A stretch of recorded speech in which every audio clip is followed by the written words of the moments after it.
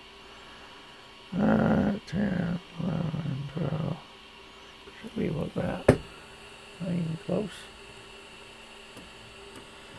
Let's take it in. Just double checking the amount of pressure. You should have.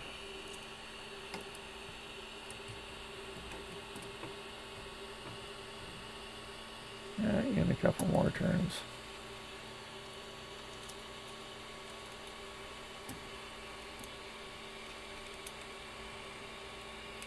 The cover for the digital component makes it very difficult to read what you actually have for a setting.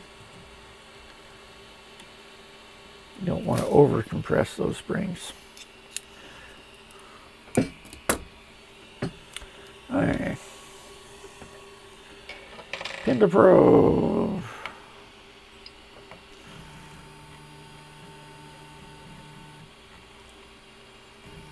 Oh.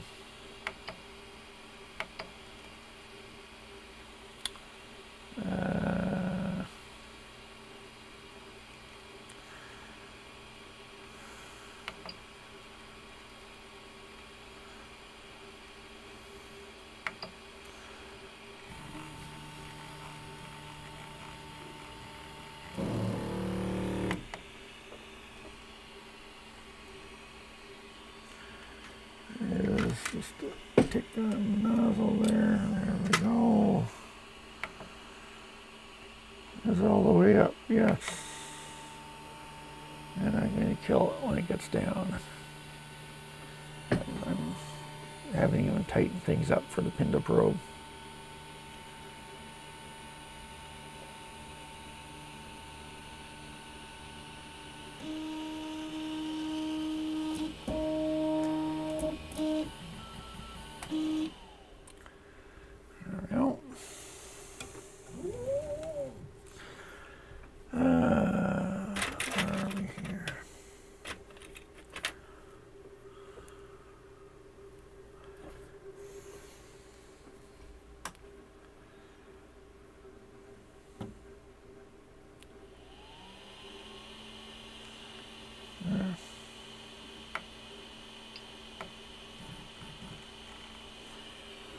Thinks it's all the way down from there.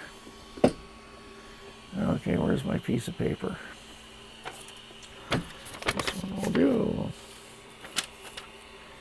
Leaving the power on so the fan keep working. Well, can I turn off settings? Disable steppers.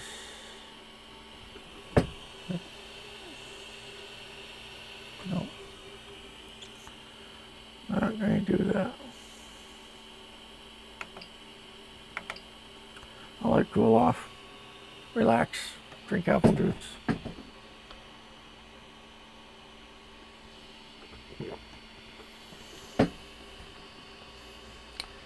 So I haven't printed anything for the trains in the last little while. I have all sorts of tunnel portals, but we needed them. We needed a stack. My next thing I mentioned about scanning the cliff. The cliff's going on there. I have to print out some stonework. This is all for an N-scale layout at the museum. This is a portable layout. Not really based on our local area. Well, not based on our local area at all, really. You look at something like that you're taking to train shows. Well, it's not train shows. Taking to, we have a trade show in the spring, and then we have the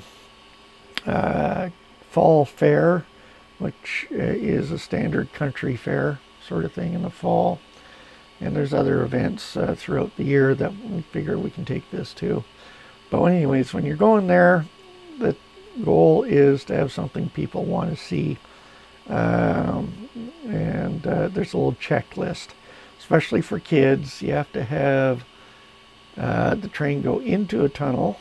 It's great if you can have a view of the train going through the tunnel.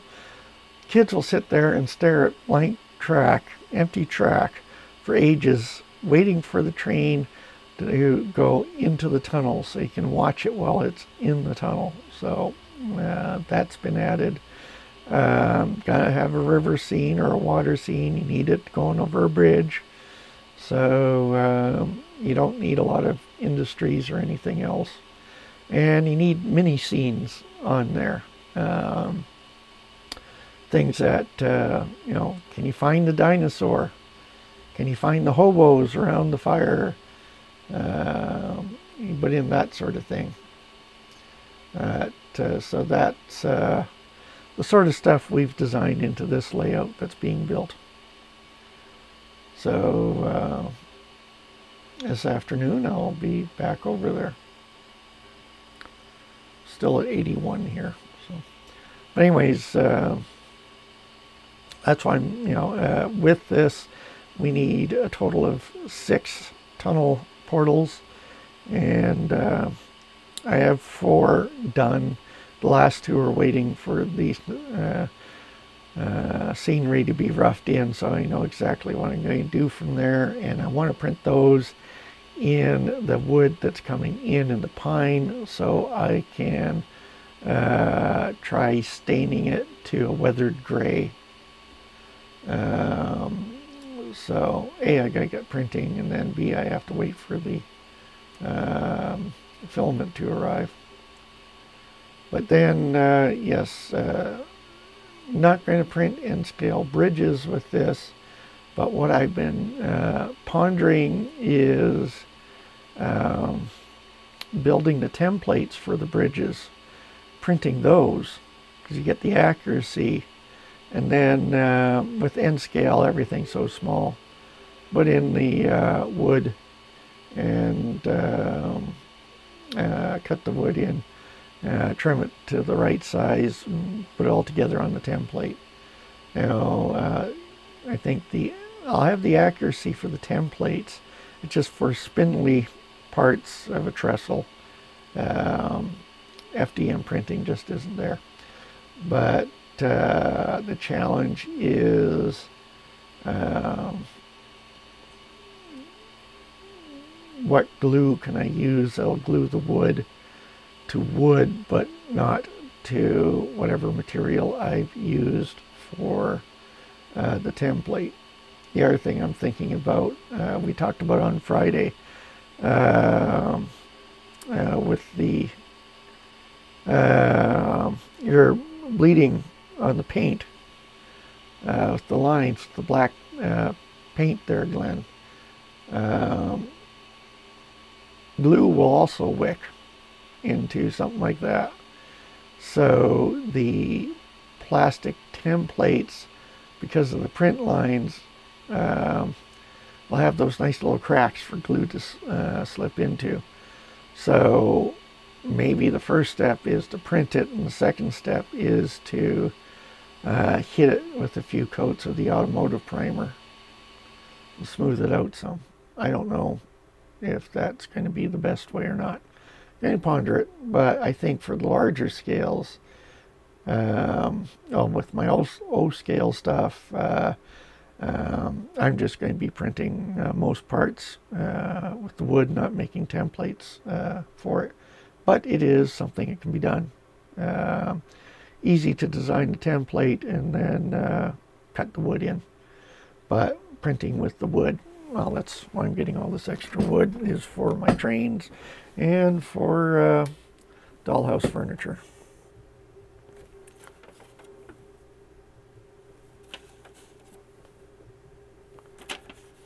I want to get this down so it's holding the paper, but I can still move the paper.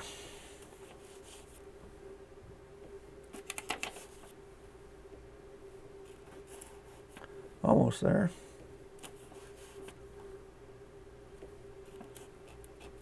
Too deep.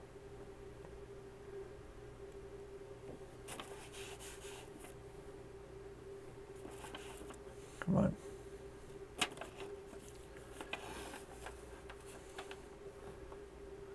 Yep, that'll work. Now, where'd my glasses go?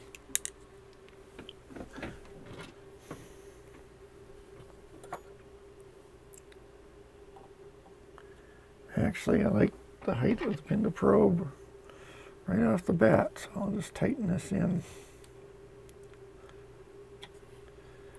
And let's do a full calibration.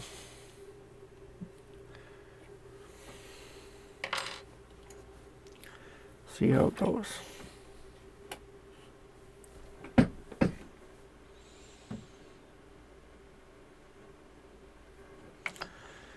Okay, calibration. I'm going to go through the whole process here.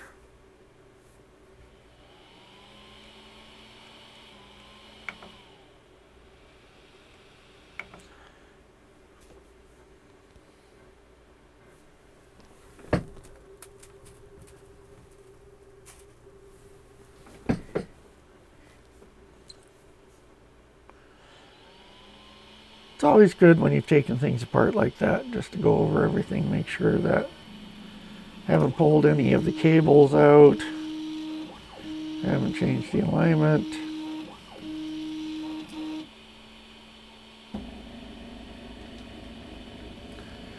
You haven't got anything blocking anything.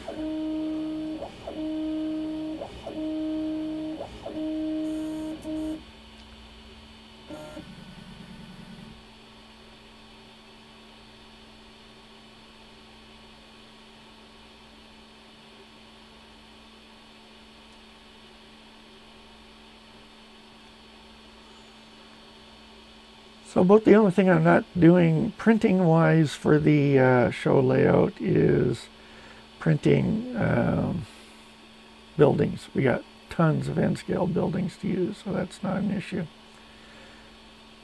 But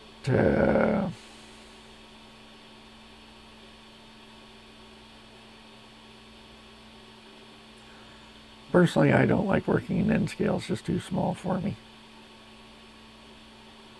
Especially when my hands act up.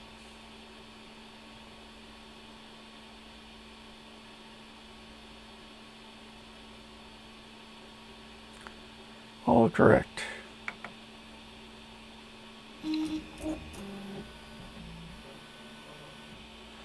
Okay.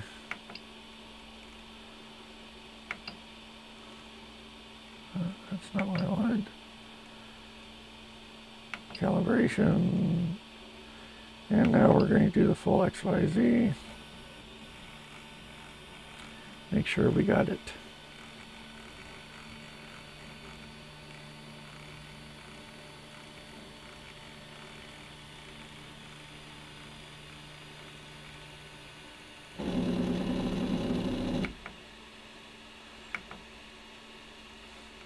Are we up there? Yes. There's my handy full sheet of paper here.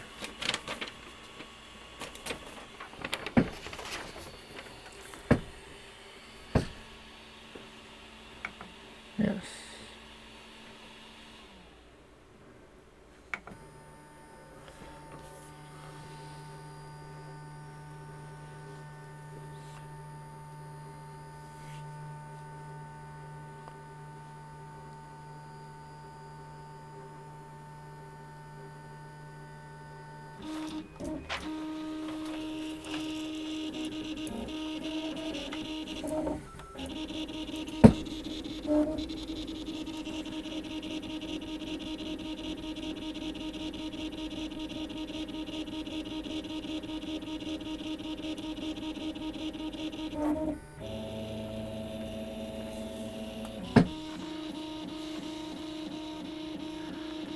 I like the automated system for this.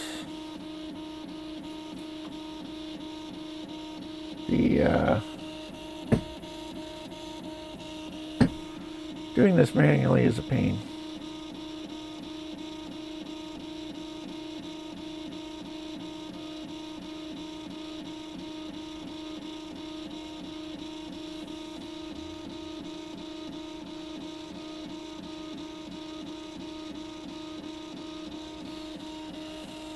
Yes.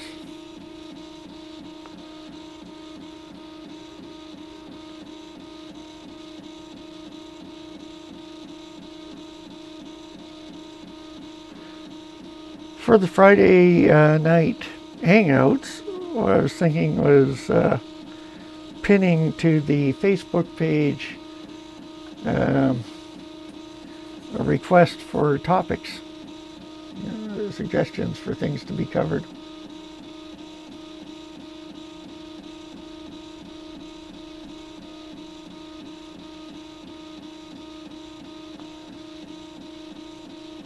Because we've been going for several months now.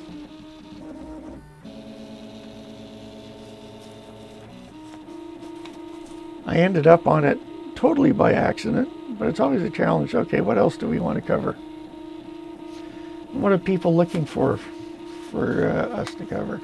It's quite often we just we get going sideways, which is great.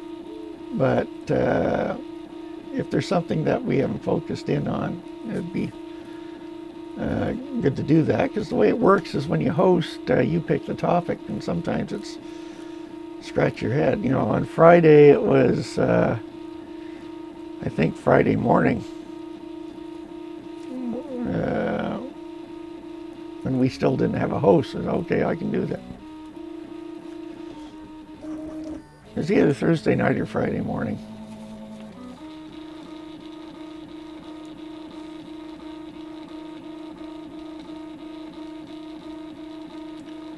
And I didn't tighten the one fan screw on here.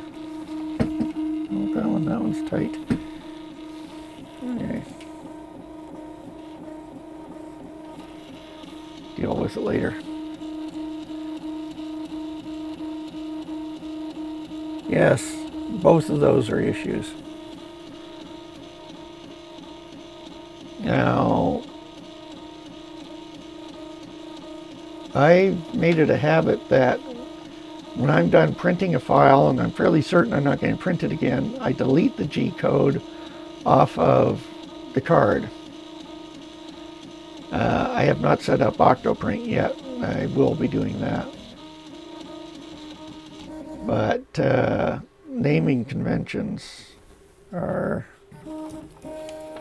important. There we go, done with the sheet.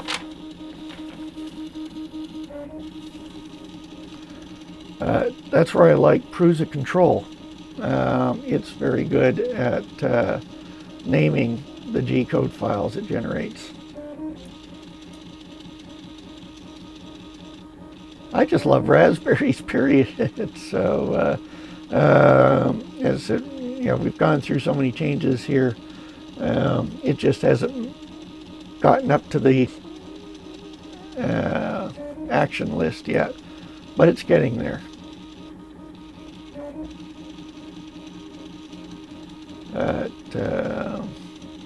Got the workstation in place. I am starting to use the software. Although I must admit, other than once I did the install, I have not used ZBrush yet. That's coming up. I may need that for some of the prints for the train layout, because there's some tools on there that I looked at and went, yes, that's the right tool for the job.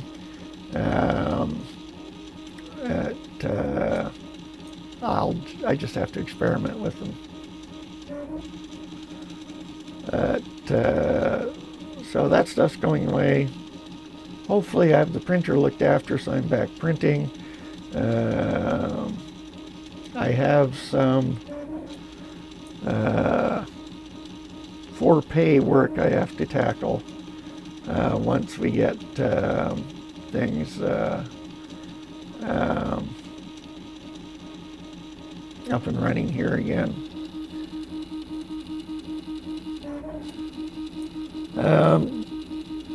The one item that looking at your file name conventions, there's another thing I would add, and that is the nozzle size that you've sliced for.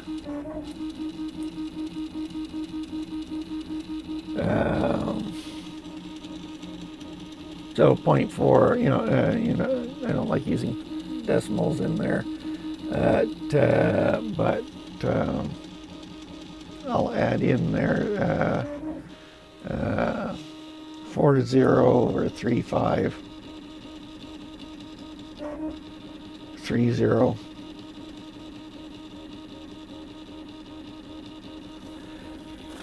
Now, do I have it here? A great purchase, if you haven't got it already. This is once again from E3D, directly from their site. And what you get in there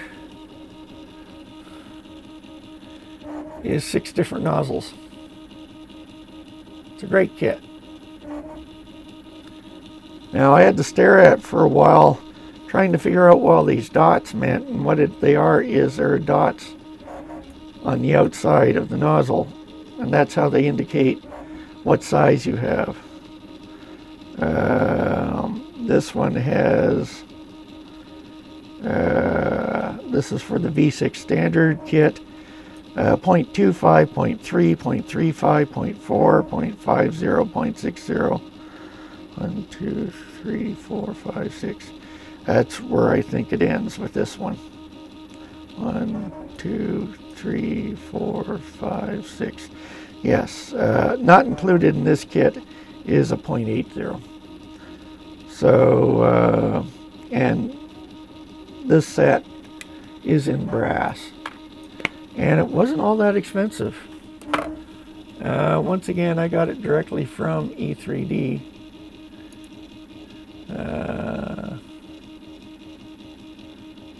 Oh, not on there. I think this is it. Oh no, this is the Canadian supplier. Let's just go.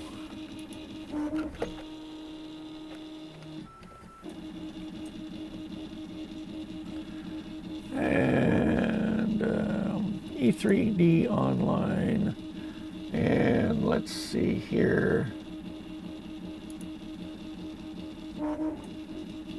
Got it up there? Okay.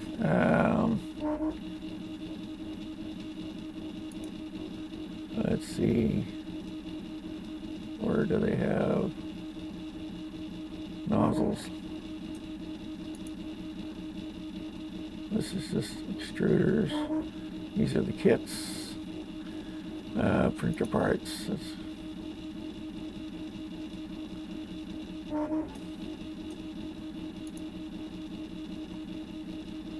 Where are they? Pores, components.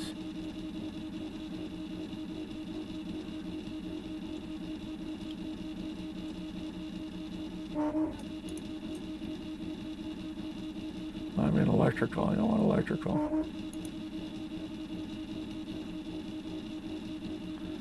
What do they consider? Where's your nozzle parts?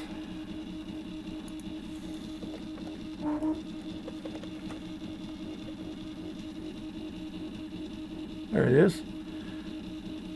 25 euros.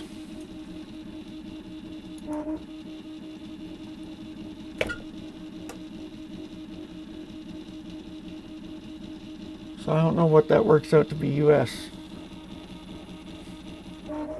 I wanted to know.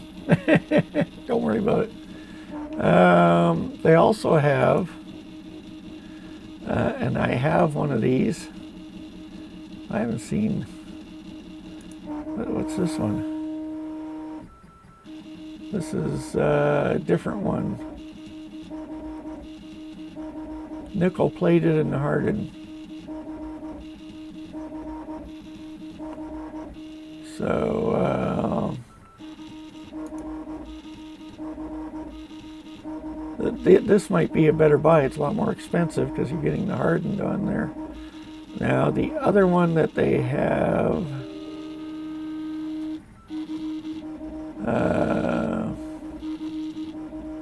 is their experimental. I don't see it on the list. Where is it here? They have the 0.15 nozzle. Just seeing what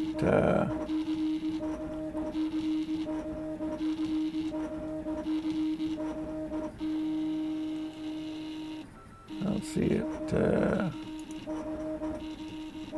on here. Just seeing what they have. These are the volcanoes. Don't need volcano. Cyclops, haven't heard of that one. We're just waiting here. Here it is. I have one of these too. The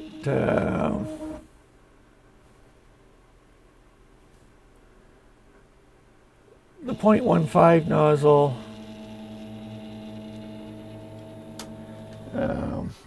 Can be extremely difficult to use from what I've heard. So 28 bucks, and then you have to add the shipping. So I'm always conscious. There are some US suppliers for E3D products, but you have to be careful of what you look at, because sometimes they are Chinese clone knockoffs, and their accuracy is rarely all that great. Okay, I have a problem back here in that my air tester here got behind the cables, right behind the heat bed cable, and it was pushing up against this. So, carbon monoxide tester. There. So, all skew will be corrected automatically. We're slightly out of skew from this. That's tight. That's tight. All right. We're tight there. Okay. Next step in the process is cleaning. And I normally clean with alcohol, but after major work, my first cleaning is actually with Windex. And I much prefer it. But,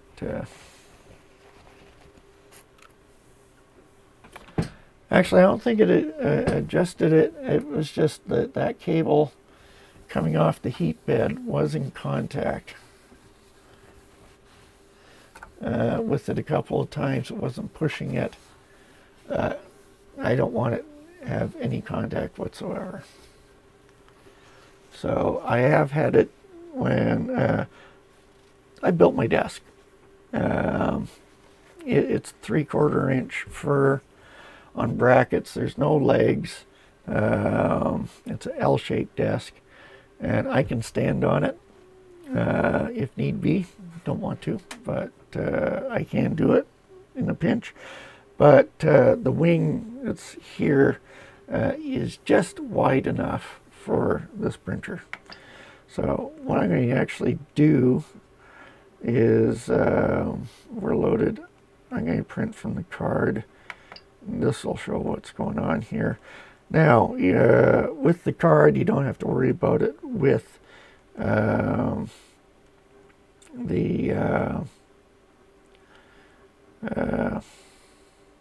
Octoprint, but it's worthwhile putting files on your cards if you're doing SneakerNet.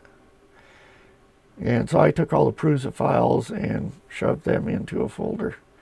Brenna doesn't delete stuff off her card, and you're trying to print something on hers, and he keeps scrolling and scrolling and scrolling.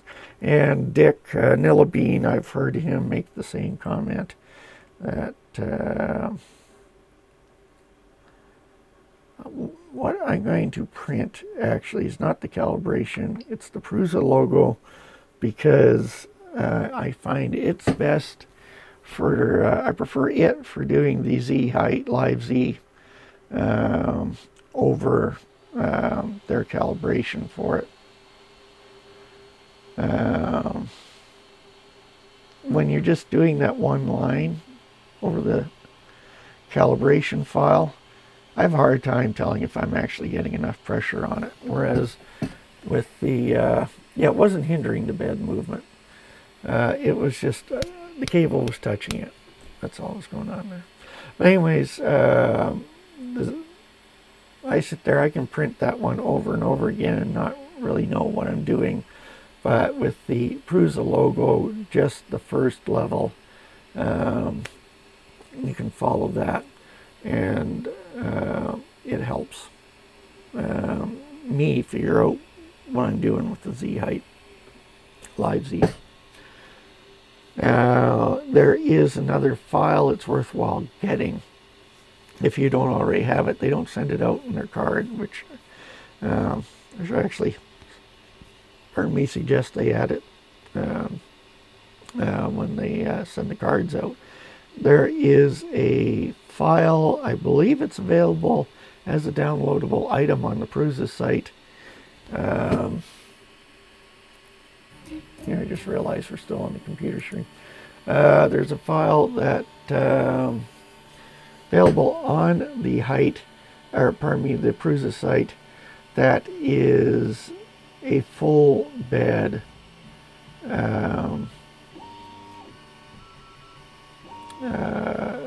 calibration, and it prints 9, I think it's 9 squares. 16 small squares across the entire print bed, and you really get a good idea how your print bed is, if there's any dips from there, or if one angle is angling down. Yeah, it's not extruding right yet. Let's yeah, let it run for a moment.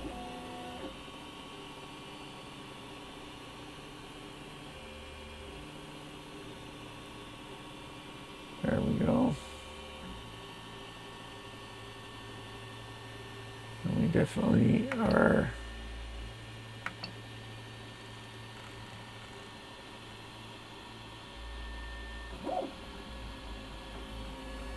see if that makes a difference.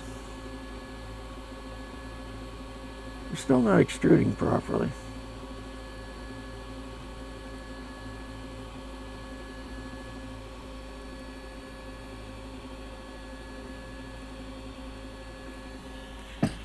Cancel this right off.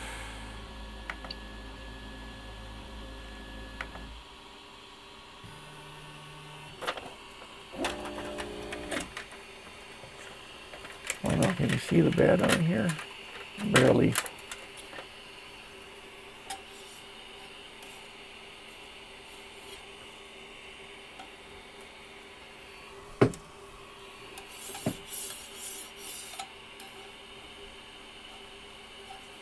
Feels like there's something,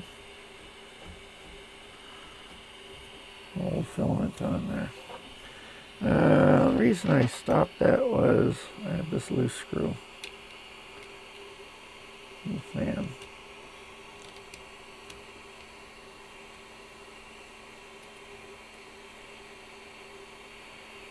So it's extruding some, but not a lot. So I'm going to have to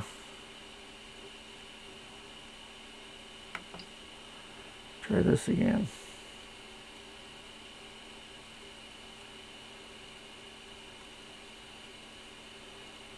What do they call it on here? V2 calibration. The print is called a full plate test. And I got that from Prusa. So it's a handy file to have. Cancel that.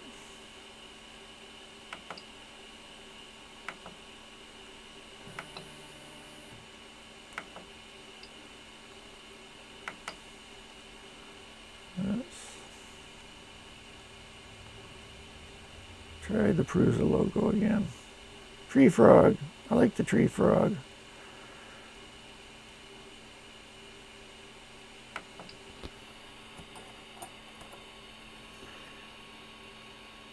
Beautiful print. When I got this one done, you know, it just blows people away.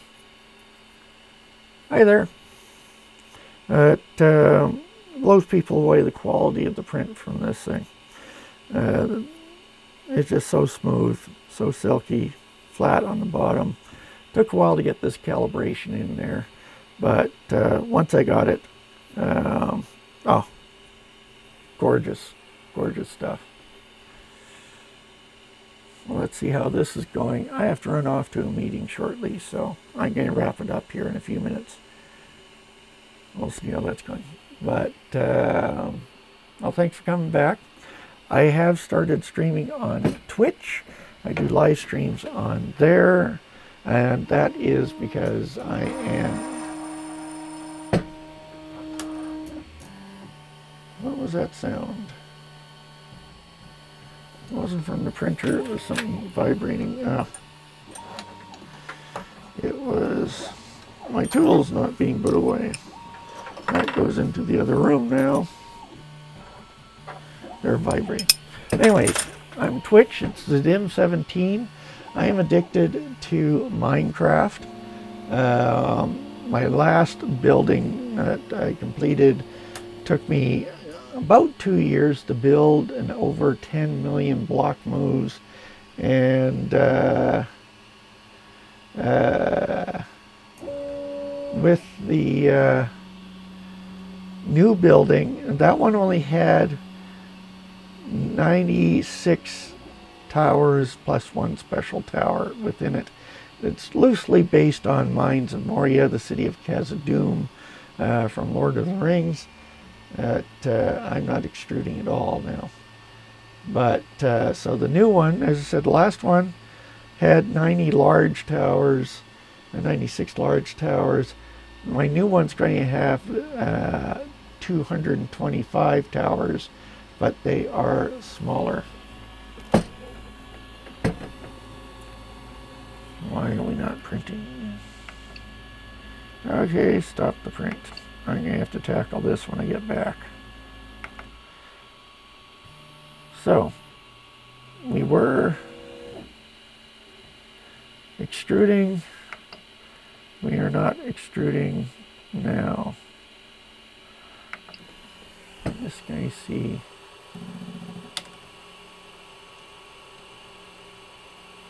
Had too much pressure on the motor there.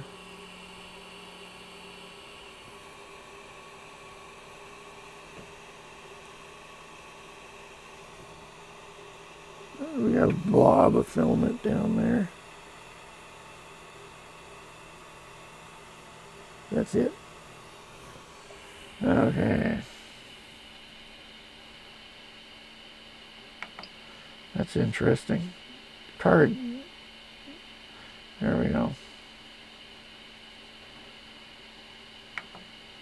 Pop back to the main screen for a moment. Oops, increase height. So my Minecraft, yes, big city. I spend 1/3 of my time dealing with logistics because I have villages, and that's where I get my tools from. I play in survival mode, but non-combat. Have a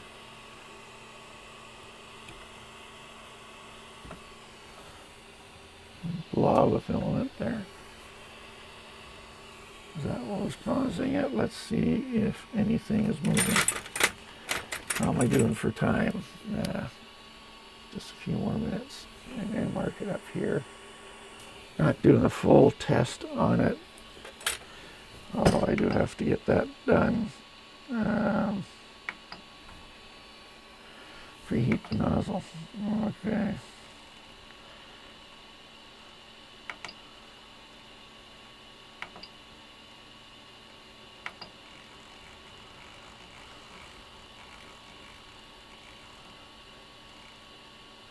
There. Yeah, my daughter, when she was playing, she always works in creative mode, and you always have what you want. For me, if I want something, I have to go hunt it. I needed some gold to make the power tracks, so I meant going deep. I just found some gold, was able to find some. So it's a challenge. And when I'm eliminating stuff, I don't toss it out. I keep it. So I have large storehouses filled with dirt rocks of various kinds. So if you go over to Zidim 17, I go brain dead from time to time. I've had stroke-like events. They weren't strokes, but they're stroke-like events. So doing this repetitive stuff on Minecraft actually works because I'm sort of zoned, so I can sit there and just mine away. So when I'm feeling like that, we'll be over on Twitch on Zidim 17, and chat's open. I'm part of the 3DP group that Dustin, Jetman there, he put it together.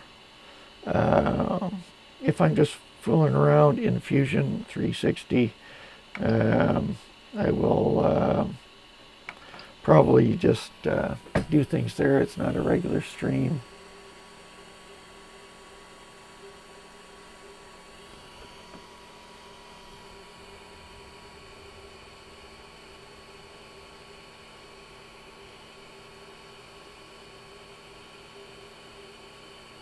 Not taking anything in.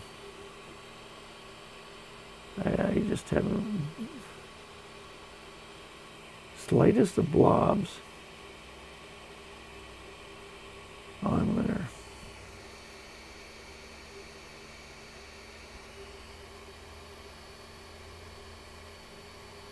Well, after my meeting today, I'll be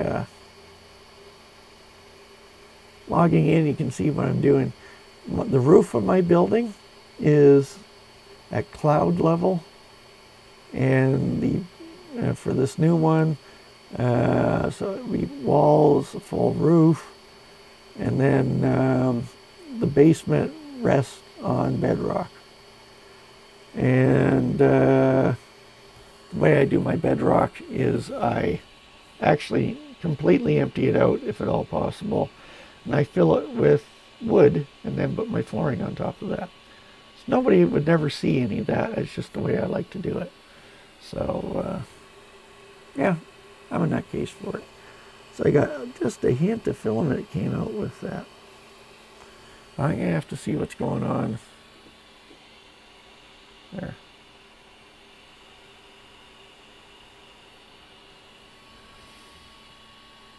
I'll take the springs off and see what's going on. Is color clear? I'm going to say yes.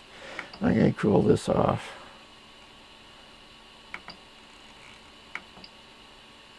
There, it's on cool down.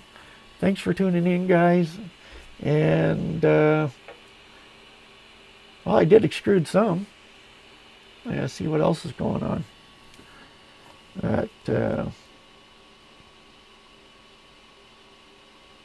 Yeah, it might be worthwhile to go up to it's not the nozzle. It's above the nozzle. It's not sliding through properly. We'll have to see what we got going on there. So, anyways, be safe out there. You can see where I am on Facebook. I don't use the Zidim 17 page very much. I'm mostly on 3D printing for model trains. I don't post a whole lot on Facebook anyway.